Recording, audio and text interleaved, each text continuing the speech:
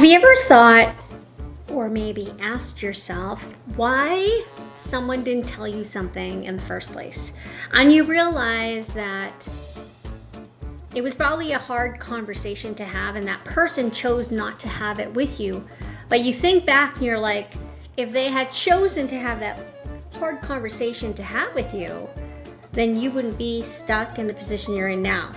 Now, I understand you're probably not someone who wants to blame other people, but for some people, it is their job.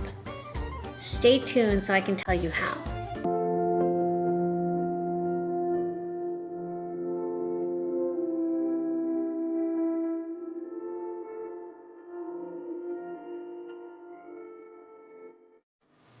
Working in the financial industry for over 25 years now, I've come to realize that, especially working in the traditional bank, I realized that a lot of the advisors really steered clear of being direct and honest.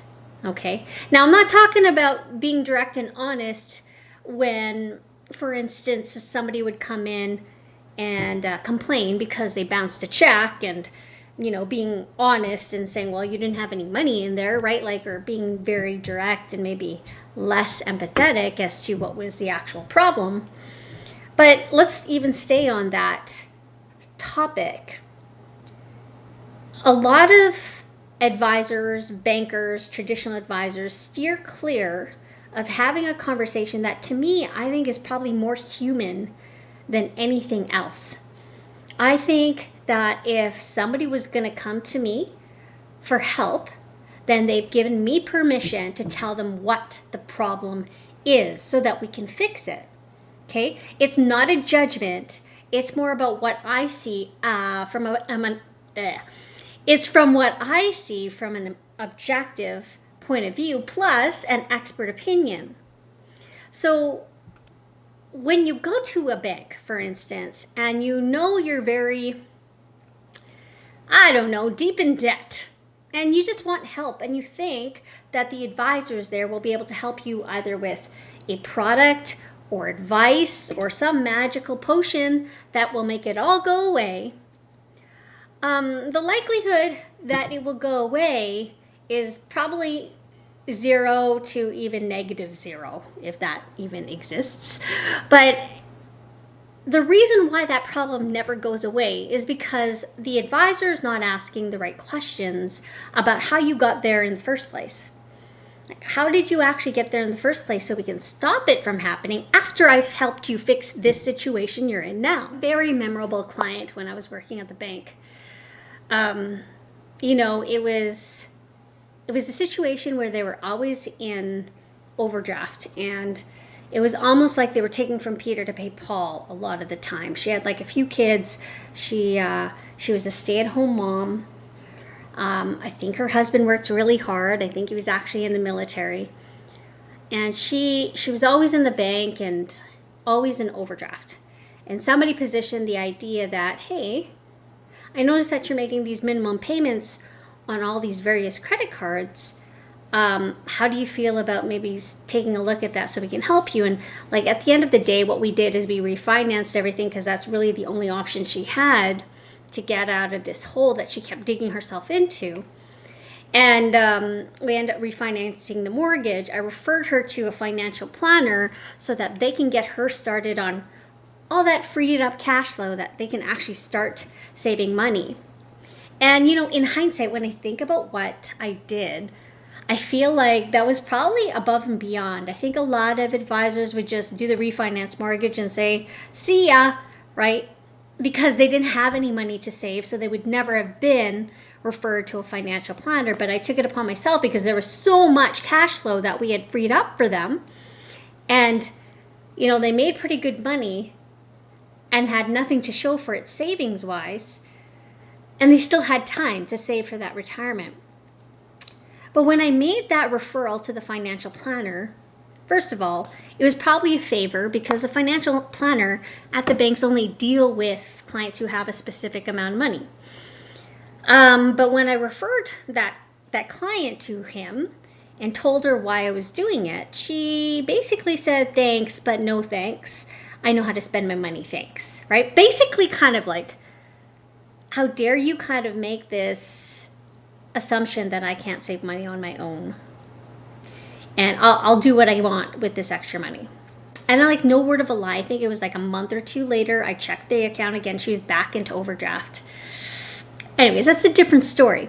What I'm trying to position is the fact that if I had felt courageous enough to say in very direct terms, without being judgmental or feeling like I was passing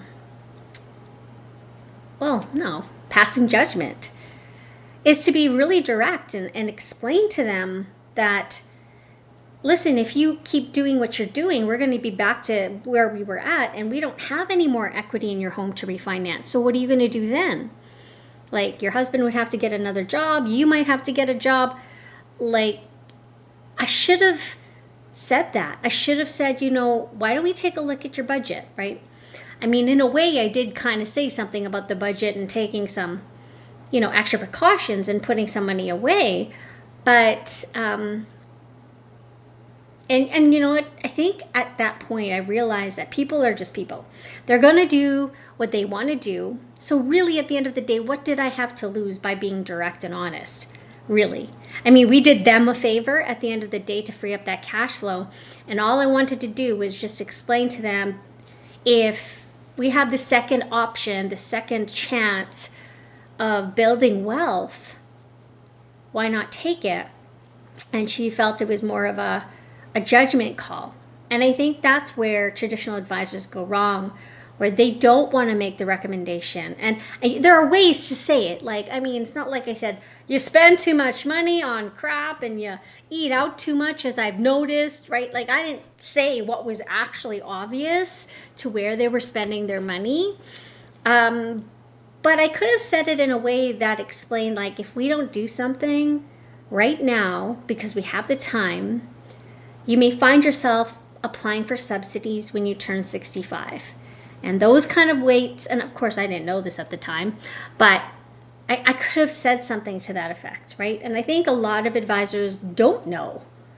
They really don't know. If they don't help their clients start getting debt-free and saving money for when they actually retire and beyond, they're putting their clients in a really bad position.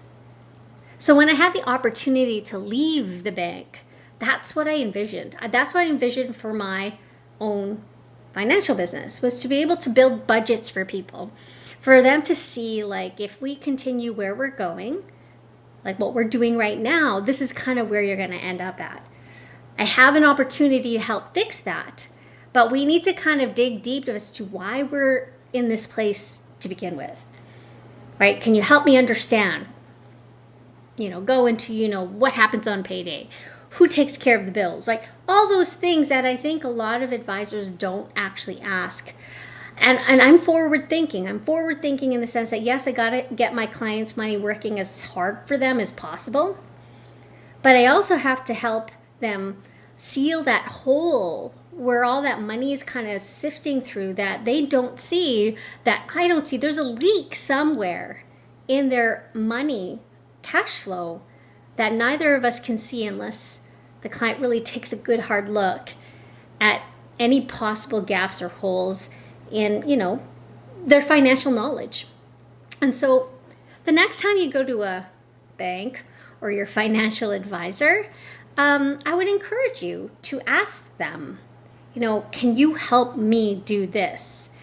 And whatever that financial challenge might be, ask them, can you help me do this? And can you explain how you're going to help me do this?